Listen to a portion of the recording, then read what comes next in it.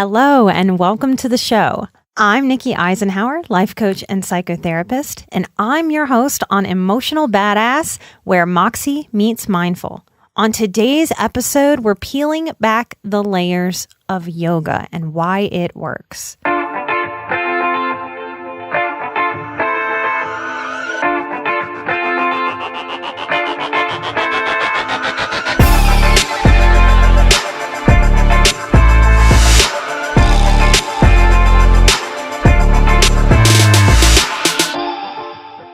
I will never be able to put enough words together to advocate enough for the healing force of yoga.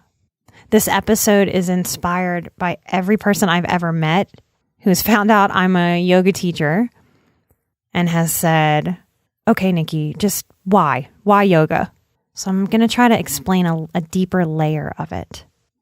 If you listen to the show, you've heard me talk about how because of the information age, as much as because of trauma, many Americans in particular are walking around like giant heads, kind of disconnected from our bodies.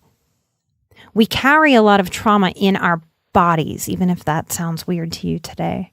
That's why we get tension headaches. That's why our shoulders and our necks ache. That's why our lower backs ache. We sit too much. We're too sedentary.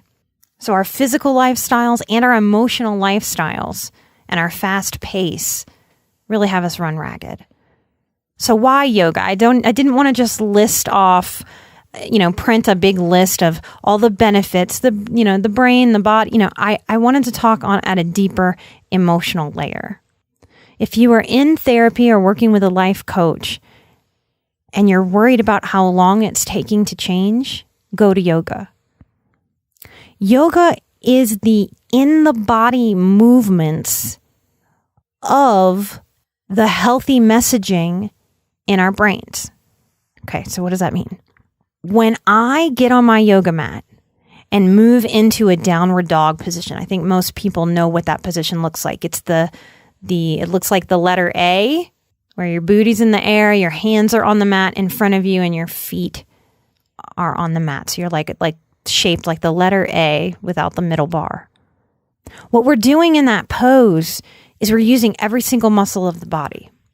When I'm doing that, especially as a new person in a yoga class where I don't have any muscle memory about this pose, I'm trying to figure out how this pose feels in the space. My muscles are shaking. It's uncomfortable in some areas, stretchy in others. I'm realizing how tight I am in areas that I've never even used before, muscles I didn't know were there. And as all that is happening just from moving into a pose, what's very important there is also what's not happening. And what's not happening is I'm not thinking about whatever problems are in my life. I'm not thinking about how much of an ass my boss is or the coworker that sits next to me. I'm not stressing about traffic or if my kid's learning what he's supposed to be learning in school. Why am I not stressing about any of those things? Because I can't. My body's using everything that it's got to find this shape and to hold itself up. So those of you who overthink and the thoughts just churn and churn and churn and churn. Going to yoga is the doing part of the learning how to turn the mind off because it gives the mind a break because you're in your physical body. And in my example and in the way that this works, you can't kind of do both at the same time. Like you can't be awake and sleeping at the same time. You can't be so in your body, so activated, so turned on. And that's some yoga language. When we're in that pose, the teacher is telling me, turn your palms on, press into the mat, lengthen through the forearms, straightening the elbows. Engage the shoulder blades onto the back. Keep the neck long and the head loose, hanging like low-hanging ripened fruit. Reach the rib cage up towards the sky. Send the hips back and behind you. Open the chest, pressing the heart towards the thighs behind you. Lengthen through the back of the knees. Press the heels down into the earth as the toes and the ball of the foot spreads, reaching downward. it starts to make someone who has been very disconnected from the body attend to the body. With each of those movements, it's like when I guide you through a meditation here on Emotional Badass, that is guiding the mind through attending to the body while strengthening, all while breathing, all while hearing the cues from the teacher. Now, at first, no one, I've said it on another show, it took me 2 to 3 years of going to 3 to 6 classes a week consistently, every single week during that time, to get to a place of being able to control my breath. Now, I don't think it takes that long for the average person. When I found yoga, I was carrying so much pain and tension in my body mindlessly. I knew I hurt, but I didn't understand that that was why. I did on some level, but I didn't understand it in a way that helped me figure out what the path was to fixing it, to figuring it out, to alleviating that pain. In those early days, every yoga teacher who put their hands on my body, and if you're scared of that, most quality yoga studios who hire quality teachers who understand the whole being of a person will not touch you without first asking for permission or asking for a signal that it's okay to touch you. So trauma survivors who are scared to go because of that, that's how that's handled. And you are within your rights. And I encourage you, if you're going to any class, that you walk up and you connect with the teacher. No matter how shy and introverted you are.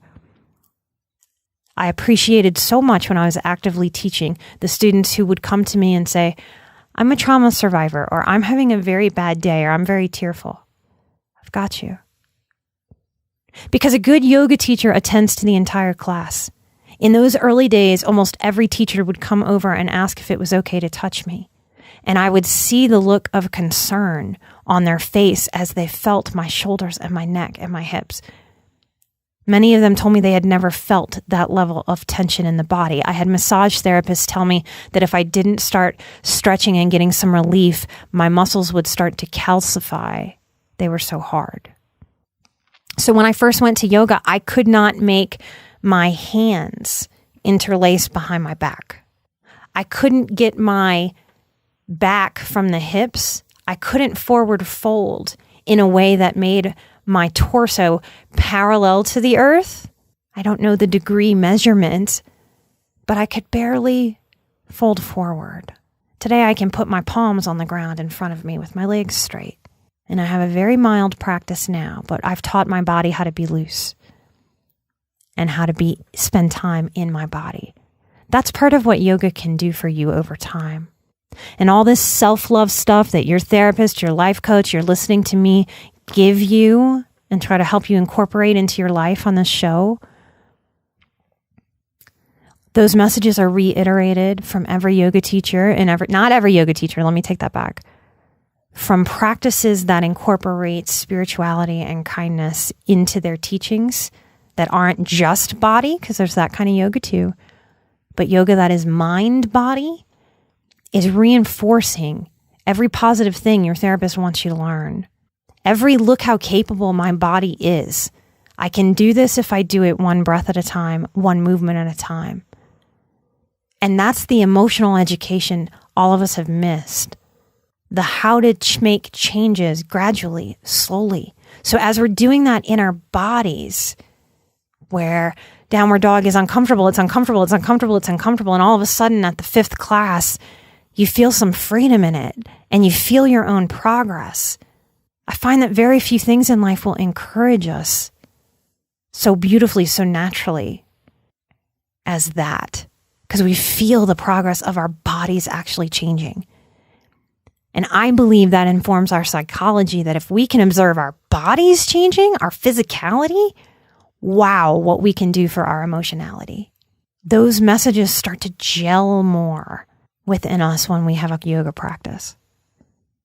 If you have more questions about yoga, please join us on patreon.com/emotionalbadass. I would love to hear some yoga questions on our next Q&A. If you haven't already, please support the show with a 5-star review. If you like listening and are getting benefit from the show, that's a great way to help us.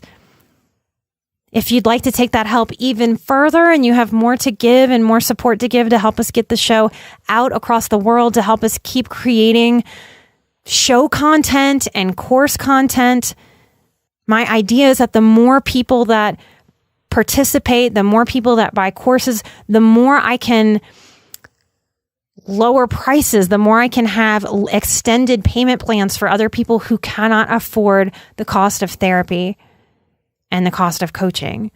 So when you're buying things with me, I'm very mindful that you are paving the path for other people who maybe aren't at your financial level yet. So I so appreciate helping me meet people at different levels. You're doing that when you pay for anything, any kind of service with me.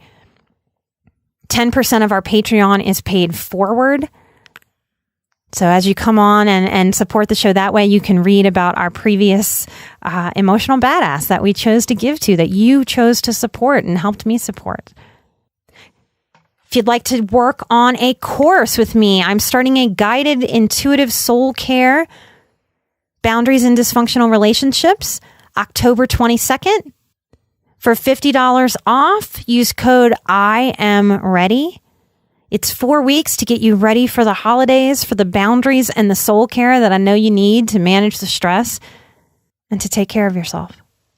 That starts October 22nd. Come find that and sign up at NikkiEisenhauer.com. Thank you so much. And if you go to yoga, come tweet at us, come do all the things, come find me on Instagram if you'd like, and share the show that way if it helps you get to yoga and make sense of it. Thank you so much. It really is an important part to not just try to do your healing from the head, but to learn how to get in your body and help your bodies heal. I want to thank these sweet people for taking the time out of their busy, hectic lives to write 5-star reviews with comments for us. Rachie, I'm so glad you can feel that I care.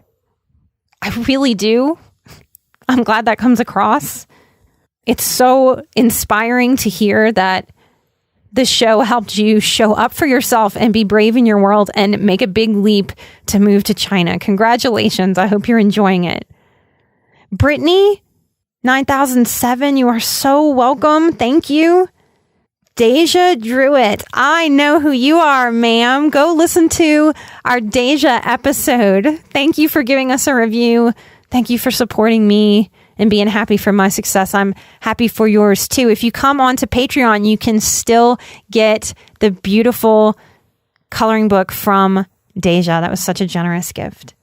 Mad Finn 115. I am so happy to be considered a spirit animal. That makes me super happy. So yes, I love that. Thank you. Like a Boss 214.